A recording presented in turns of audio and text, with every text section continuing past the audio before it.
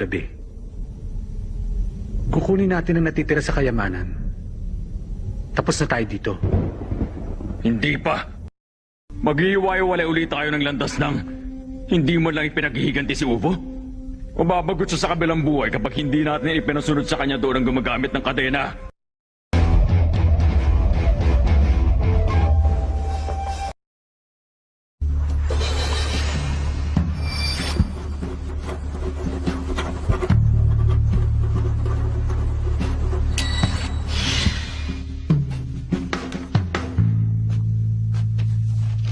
Isang 100% accurate na hula?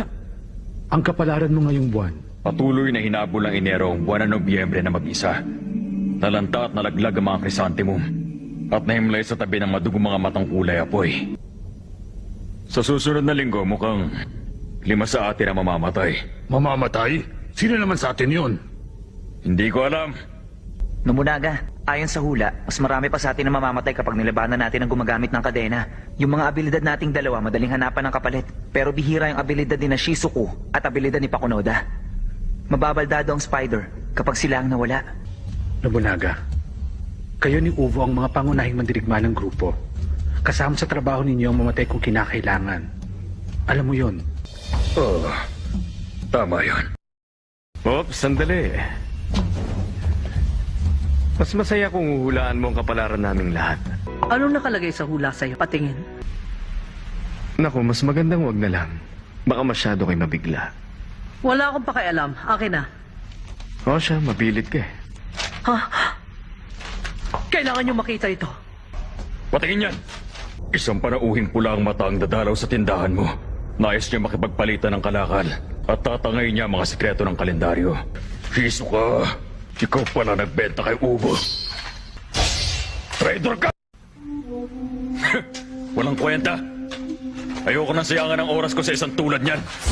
Akala mo para lampasin ko ng gano'n lang yung ginawa mo? Ha? Nobunaga, tumahimik ka naman muna, pwede? Nakakaliw to. Hindi totoo ang hulang yon. Gawa-gawa ko lang.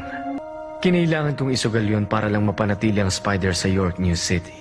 Para lang sa pagkakataon na makalaban ng pinuno. Hisoka, may ilang mga katanungan lang ako. Kung hindi mo kayang sagutin, sabihin mo lang. Ano ang kapangyarihan ng kalaban natin? Hindi ko masasabi. Pwede mo bang ilarawan ang itsura niya? Hindi pwede. Masasabi mo ba kung anong relasyon mo sa kanya? Hindi ko masasabi. Ang panauhing pula ang mata ang gumagamit ng kadena. Sa puntong ito, sigurado na tayo may taglay siyang dalawang abilidad. Una, ang abilidad na ginamit niya upang bitagan si Uvogin. At ang pangalawa, ang abilidad na pigilan si Hisoka makapagsalita. Oh, napakagaling. Talagang pinapahanga mo ko ng lubusan. Kailangan talagang ako ang pumutol ng huling paghinga mo.